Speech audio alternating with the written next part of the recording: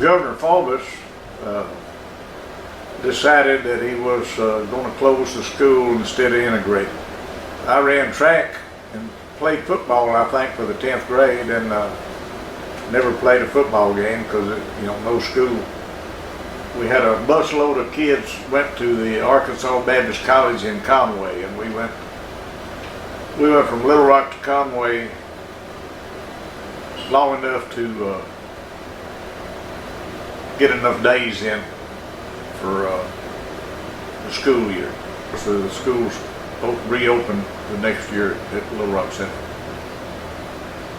So all I had was 11th and 12th grade at Central. But I won a state championship in the half mile the next 2 years, 11th and 12th grade. And I won the mile relay state championship and made champions also in both events. And I went to the University of Arkansas on a track scholarship. I broke my ankle and never did really recover from that when I was in college. When I quit school after my sophomore year, and that's when I got a job at Teletype, and then I got gung-ho and joined the Marine Corps. I think my friend was, Philip Lemley was going to get drafted, so he joined the Marine Corps and talked me into going with him. What are good friends for? Yeah, what are friends for? And we both joined the reserves, but I got gung-ho and went regular in boot camp. So I've got a little bit over 4 years active duty. My dad, he was an old dog soldier, so he didn't care. He was in the service, so he figured I'd go in the service too. I think Daisy air rifle taught me how to shoot with a BB gun, and I shot expert 3 out of 4 times. We didn't do a whole lot of throwing grenades, or we'd throw dummy grenades, in our training. And in Vietnam, that's one of the most valuable weapons we had. After I left 8th Marines, I went to flew into Los Angeles International and was stationed in Okinawa in 3rd FSR, 4th Service Regiment. I had when I was a seagoing Marine, I got a secret clearance, and that helped me there at 3rd FSR. I was in the message routing center because I had that secret clearance. After I left Okinawa and went to flew into Da Nang and got on a C-130 and flew to Phu Bai. And I've stayed in Phu Bai for about four or 5 months. I had a mustache and goatee a lot when I was over there, and our commanding officers, captain and everything, never said anything to us because we were the one out there fighting and getting shot at, so we pretty much did what we wanted to. I used a toothbrush and put it in the dirt and brushed the carbon off the bolt and the chamber and everything best I could. And the captain that was the battalion investigator said, "Sergeant Cook, you know it's against military regulations to use abrasive on your piece." I told him, "Sir, when my life's depending on it, I'll do whatever I have to clean my rifle." But he believed me every time I told him something. And I've always tried to, on something like that, tell the truth. It might hurt, but it's the best thing to do. Our most dependable weapon we had was M79, and I had A.M. Meyer was a fantastic M79 fire. He could, he was almost like semi-automatic. He carried that big bottle and a big bag, and he could break it down just snapping it and loading it, and it was just boom, boom, boom, and semi-automatic. and it was all single fire. I got on the radio and said, somebody stopped your fire mission there, Cook. I said, and I found out it was my captain that was out there with me. And his excuse was maybe one of our ambushes would get them. Our ambushes were out there, 15, 16 men. There's 1,000 guys coming off that mountain. Hundreds anyway. Anyway, I fussed at that captain and I said, the place to kill them SOBs is on that mountainside, not down here shooting back at me. We did all our training there in the 8th Marines at Camp Lejeune. I believe that picture I'm in the 8th Marines there. And we trained in North Carolina on Camp Lejeune or in no hills at all. It's all flat.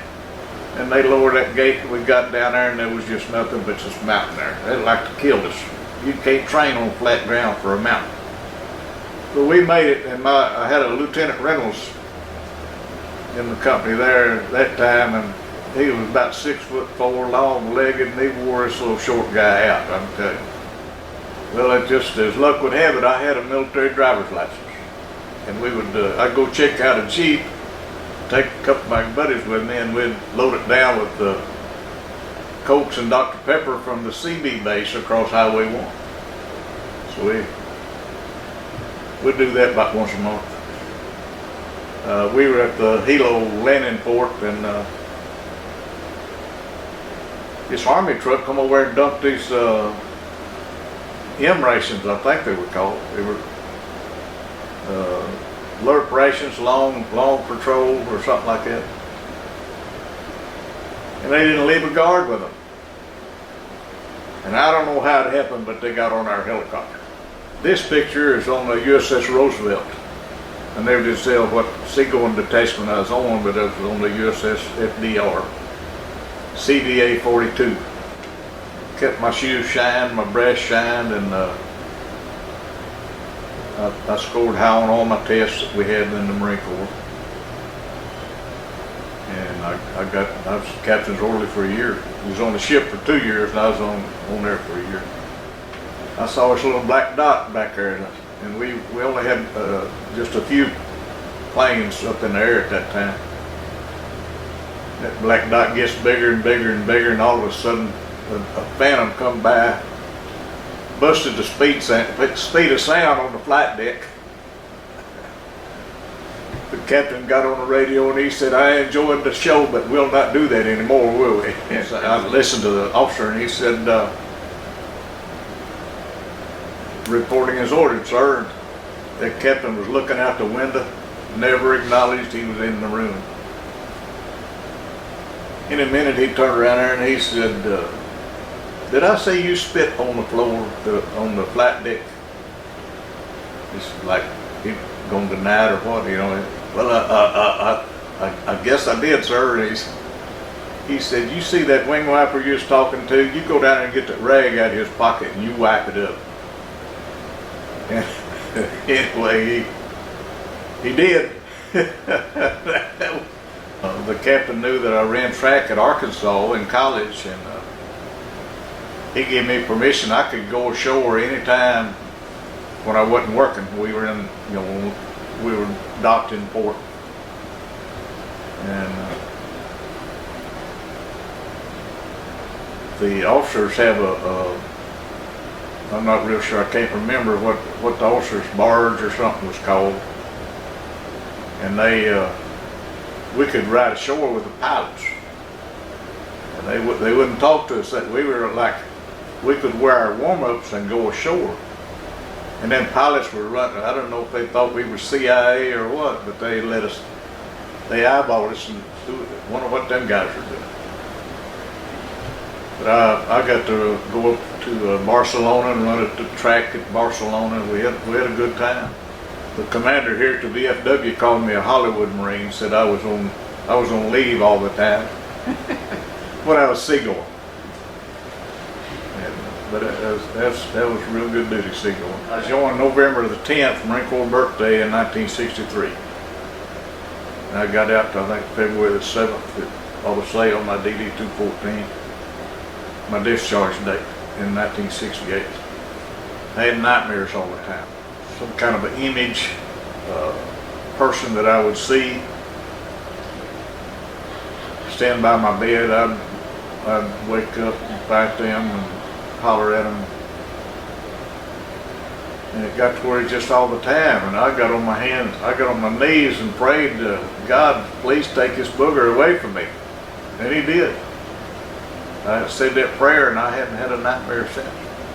Part of Vietnam I was at, that we used to sleep in Agent Orange, you know, and so I think that's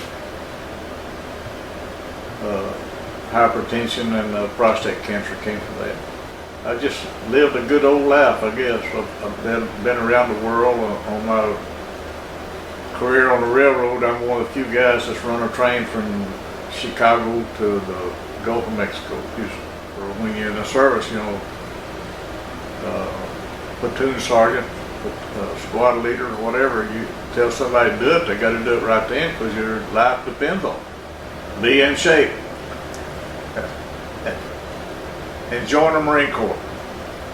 That's about all I could say. Just give it your best shot. You know, if you the Marine Corps, the Army, the Navy, they'll all take care of you if you take care. You know, if you give your heart and soul to whatever you're doing, you get paid for it.